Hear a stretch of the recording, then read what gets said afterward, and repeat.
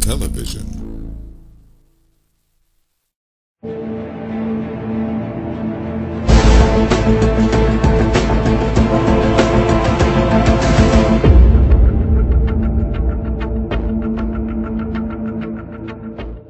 And so when I made this chance remark on the Dennis Miller show, he said, "What else are you doing in the United States?" I said, "Well, I'm looking at this question because it's suddenly come across my bows and it seems to me to be interesting." You could hear how shocked he was that I had indicated that I had my doubts about this and was willing to say so. Because, of course, if he were to look at the evidence, he would come to the same conclusion everyone who looks at the evidence comes to on this birth certificate question. But he, unlike me, would not dare to say so because he would fear the vilification that would then be flung upon him, heaped upon him by the hard left. And that is something which I, as a peer of the realm, don't mind. I mean, you can call me any names you like. I might sue from time to time to stop the more unpleasant and persistent ones. But on the whole, you can take these hard knocks, because I don't have an allegiance to any particular party in the UK Parliament. I can say what I think, and I'm beholden to no one, so there's nothing they can do to me, and therefore I don't mind being called names as long as it's kind of within some sort of reasonable basis.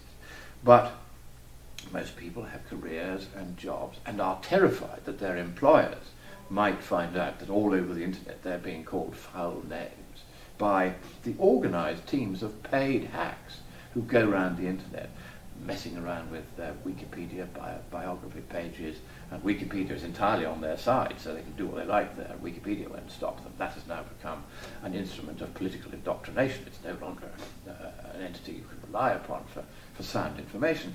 They will put up rude things wherever they can and just destroy reputations. That's what they do. And that's, the sheriff was saying yesterday he couldn't understand why the press weren't picking this up, and he thought there was some kind of giant conspiracy. Well, there is, but it's a different one than what he may think. It is that anyone who dares to speak up on this, as on global warming, is so vilified, and over again vilified, that the intention is to make sure that anybody else who might think of popping their head above the parapet and saying, "Hang on a moment," is immediately terrified of doing so, and is frightened and cowed and bullied into silence. So, do you believe that we are right in pursuing, regardless of what the response is from their side? Should we be stalwart in our efforts to get to the bottom of this, to find the truth? What is the question that underlies all true human enquiry? It is Pontius Pilate's question. Quid est veritas? What is the truth? And anyone who is asking an honest question wants to know, what is the truth? What is the truth about a birth certificate which is manifestly forged? Why did they forge it? Who forged it? What are they covering for? These are legitimate questions about your chief executive now. They would not have been particularly legitimate before he put up this bogus document, because then, all right, there wasn't any hard evidence that he was born in the United States, but there wasn't any hard evidence that anyone should raise any particular question about it.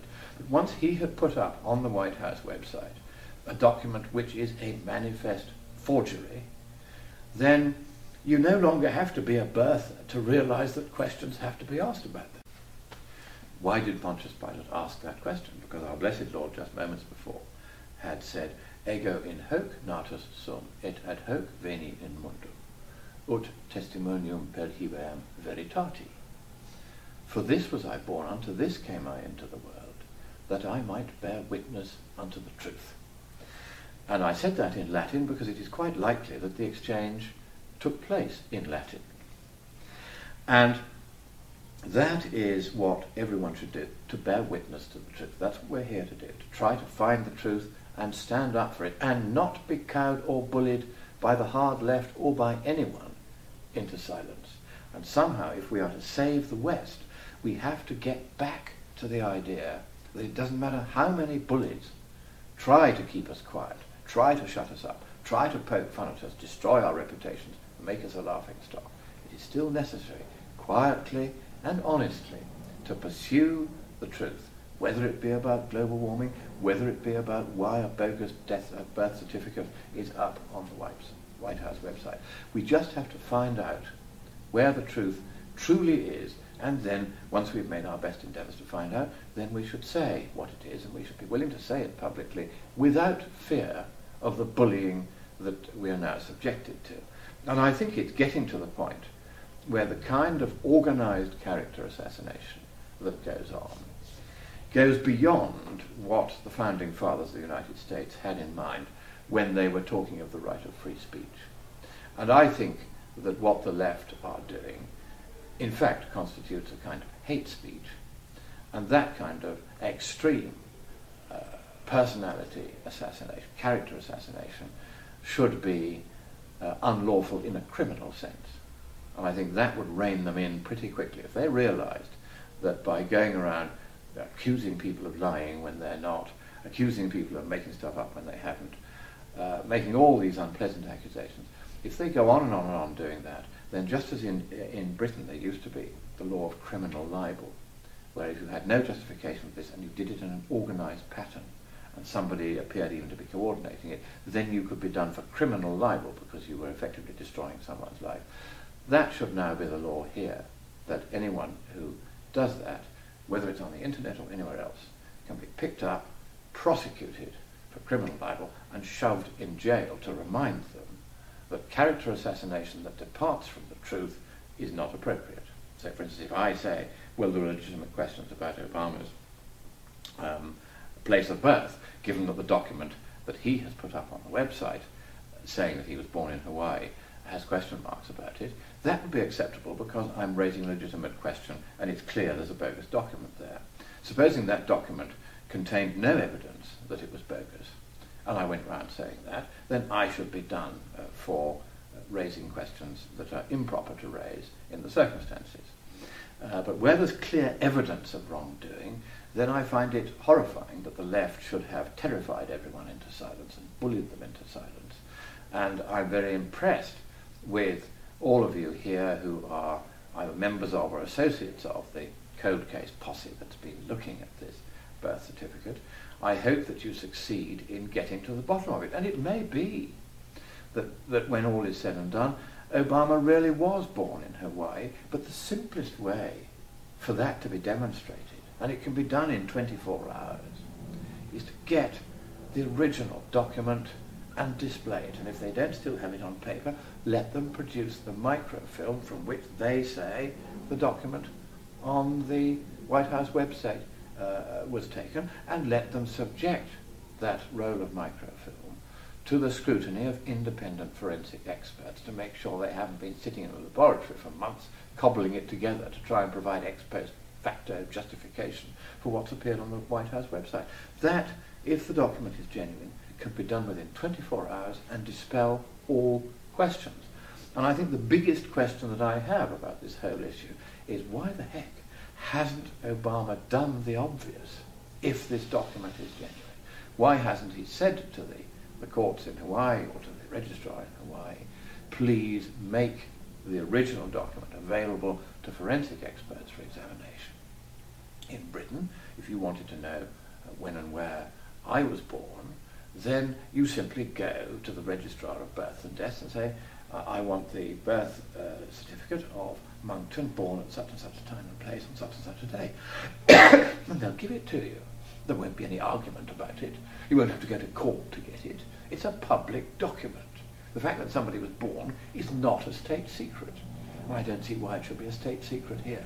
All he has to do is get the forensic experts in, independently appointed. He could even go to a court and get the judge to appoint them completely independently if he wanted.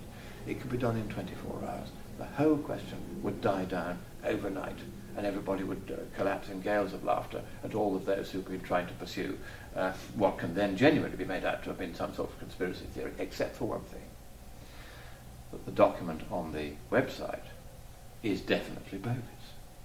And that, I think, is where the difficulty lies. They can't do this, because even if there is a genuine document there, they've still created a bogus document on the White House website. There's still a fraud there, which would immediately become apparent once the original document was seen. people might say, why the heck has this fraud been done? But that document is fraudulent, is clear, and would become clearer still once it was compared with the original document, even if the original document exists. But I'm afraid the suspicion has to be at least entertained that no such original document does exist, for I can't think of any other rational explanation why anyone would want to fabricate a document which they could simply scan from the original record. Well, we're really honored and so grateful that you took a few minutes to talk with us and give us your insights on this this battle that we've been fighting for a few years now. And we look forward to hear what else you might have to say as things progress. Well, thank you very much, and God bless Arizona, and God bless America. Thank you. Thank you.